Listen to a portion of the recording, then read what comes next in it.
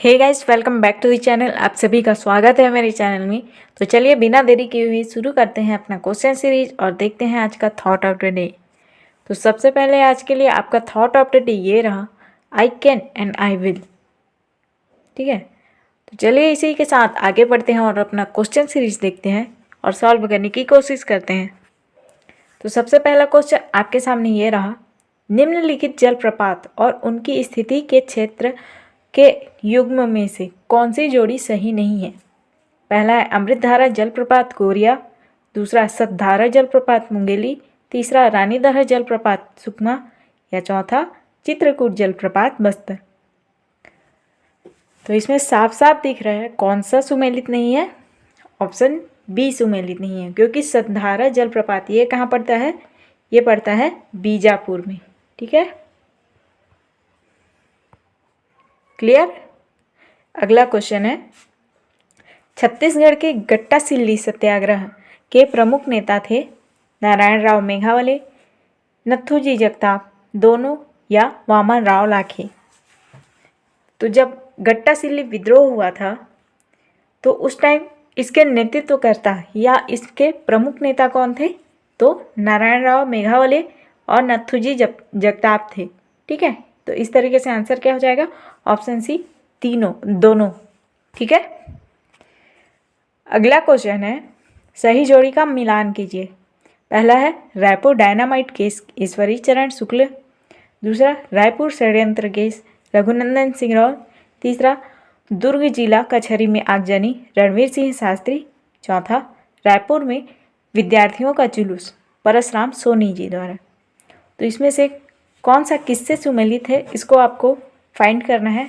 Code दिया है आपके पास 4 3 2 1, 4 1 2 3, 1 4 2 3 या 3 2 4 1। तो इसमें से तो एक कंफर्म होगा पता आपको, कौन सा, परसराम सोनी जी। ये किससे संबंधित है, तो रायपुर षड्यंत्र केस से। ठीक है, और डायनामाइट केस से कौन संबंधित थे, तो ईश्वरी चरण शुक्ल जी। दुर्ग कचहरी, तो दुर्ग जिले से कौन संबंधित है, रघुनंदन सिंगरौर जी। ठीक है, और रायपुर में जो विद्यार्थियों का जुलूस निकला था उससे कौन संबंधित है, तो रणवीर सिंह शास्त्री जी। तो इस तरीके से आंसर क्या हो जाएगा, 1 4 2 और 3। ठीक है, यानी कि ऑप्शन सी। क्लियर। अगला क्वेश्चन है, छत्तीसगढ़ में 2011 की जनगणना अनुसार जिलों का कौन सा समूह लिंगानुपात के घटते क्रम में सही है। दंतेवाड़ा राजनांदगांव कोंडागांव, दूसरा दंतेवाड़ा कोंडागांव राजनांदगांव, तीसरा कोंडागांव दंतेवाड़ा राजनांदगांव, चौथा राजनांदगांव कोंडागांव या दंतेवाड़ा। तो कौन सा सही है, ऑप्शन सी कोंडागांव, फिर दंतेवाड़ा, फिर राजनांदगांव है लिंगानुपात के घटते क्रम में। ठीक है, अगला क्वेश्चन, 2011 की जनगणना के अनुसार निम्नलिखित जिला को उनके प्रतिशत नगरीय जनसंख्या के आधार पर सुमेलित कीजिए।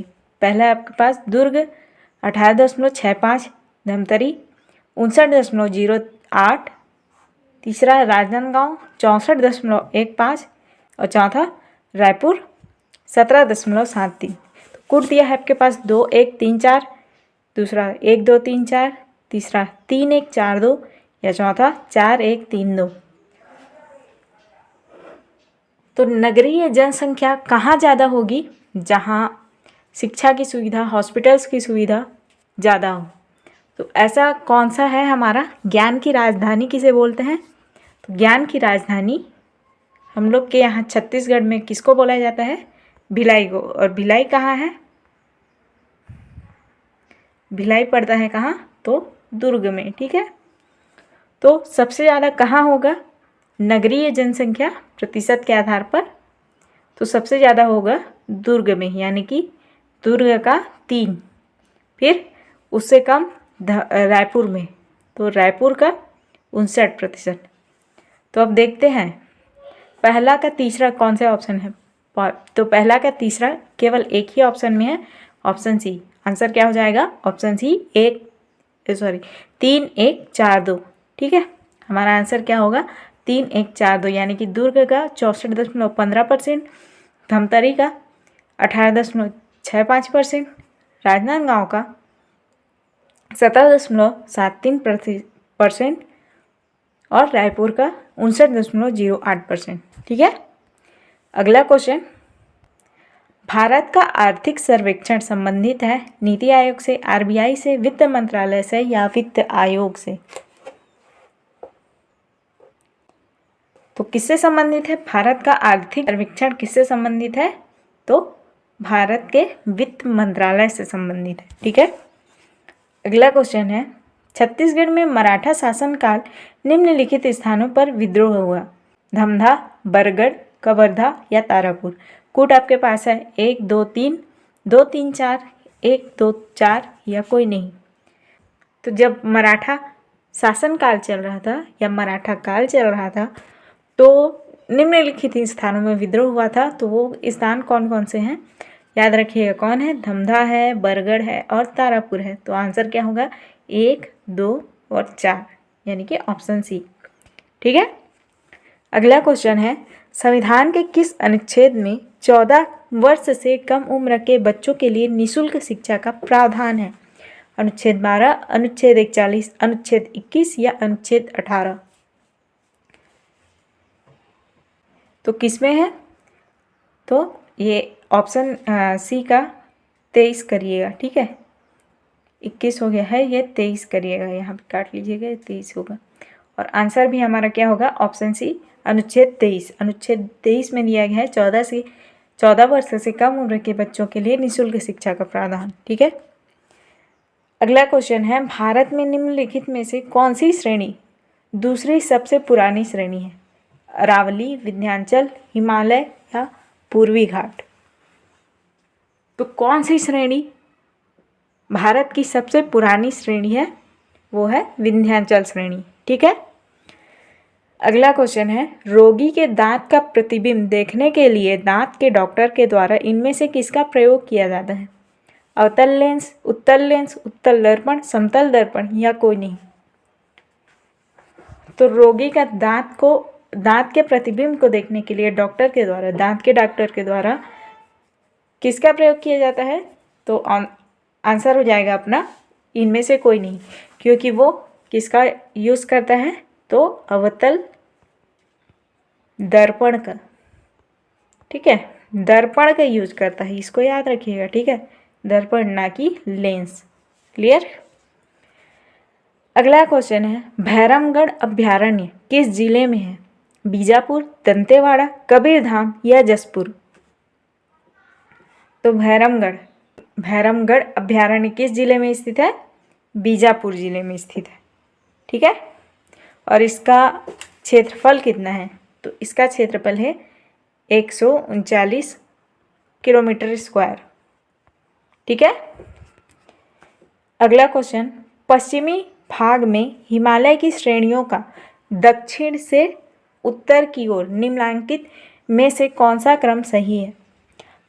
पहला है महान हिमालय, फिर लघु हिमालय, फिर शिवालिक, या दूसरा शिवालिक, फिर लघु हिमालय, फिर महान हिमालय, तीसरा लघु हिमालय, फिर महान हिमालय, फिर शिवालिक, चौथा शिवालिक, फिर महान हिमालय, या उसके बाद लघु हिमालय। तो इनमें से कौन सा श्रेणी सही है दक्षिण से उत्तर के क्रम में? ठीक है, तो कौन सा श्रेणी सही है? ऑप्शन बी, शिवालिक आता है, फिर लघु हिमालय, फिर महान हिमालय। दक्षिण से उत्तर बोले तो नीचे से ऊपर की ओर में। ठीक है।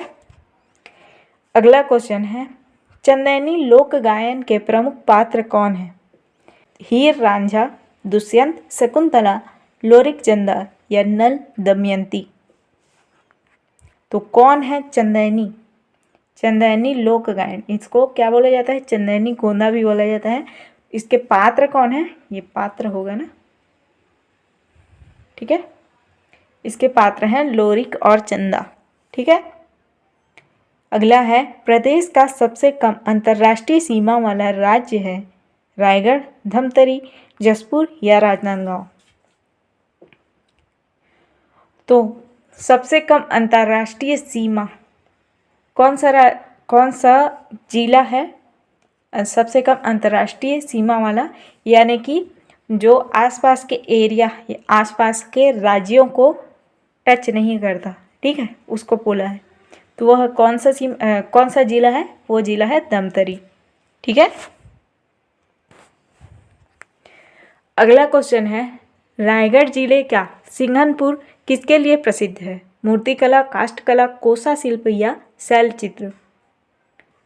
तो रायगढ़ जिले के सिंघनपुर गुफा, ठीक है, किसके लिए प्रसिद्ध है? तो शैल चित्र के लिए प्रसिद्ध है। और रायगढ़ को तो स्पेशली शैल चित्रों का गढ़ कहा जाता है, ठीक है, शैल चित्रों का गढ़, ठीक है। अगला है, 14वें वित्त आयोग के अध्यक्ष कौन थे? महावीर त्यागी, NKP साल्वे, AM खुसरो या YV रेड्डी? तो कौन थे 14वें वित्त आयोग के अध्यक्ष? YV रेड्डी थे, ठीक है। अगला है, धनकुल गीत कहाँ गाया जाता है? बस्तर, बिलासपुर, सरगुजा या रायपुर? तो जो धनकुल गीत होता है ये गाया जाता है कहाँ? बस्तर में गाया जाता है, ठीक है। अगला है, मातर त्योहार कौन मनाते हैं? कृषक, मछुआरे, यादव या बुनकर? तो जो मातर त्योहार होता है इसको कौन से जनजाति के लोग या जाति के लोग मनाते हैं? तो वो जाति है यादव, इनको राउत भी बोला जाता है, ठीक है। अगला है, कारी गाय कलिंदर खाए दूहत जाए पन्हाते जाए का क्या अर्थ है? कलिंदर खाना, जाता, कुआं या गाय? तो कारी गाय कलिंदर खाए दूहत जाए और पन्हाते जाए, इसका अर्थ क्या होगा? कुआं, ठीक है। अगला क्वेश्चन, निम्नलिखित में से कौन सा राष्ट्रीय जलमार्ग कोट्टापुरम तथा कोल्लम को जोड़ता है? गंगा भागीरथी हुगली, दूसरा ब्रह्मपुत्र नदी जलमार्ग, तीसरा केरल तटीय नहर जलमार्ग या चौथा गोदावरी कृष्णा बेसिन जलमार्ग? तो कौन सा राष्ट्रीय जलमार्ग है जो कोट्टापुरम और कोल्लम को एक साथ जोड़ता है? वो है केरल तटीय नहर जलमार्ग, ठीक है। तो चलिए इसी के साथ हमारा क्वेश्चन सीरीज यहीं ख़त्म होता है। आई होप आप लोग को आज का क्वेश्चन सीरीज अच्छा लगा होगा। अगर अच्छा लगा है तो प्लीज़ वीडियो को लाइक एंड चैनल को सब्सक्राइब कर दीजिएगा। मिलते हैं ऐसे ही नए नए क्वेश्चन सीरीज के साथ, तब तक के लिए जय हिंद, जय भारत, जय छत्तीसगढ़। Thank you.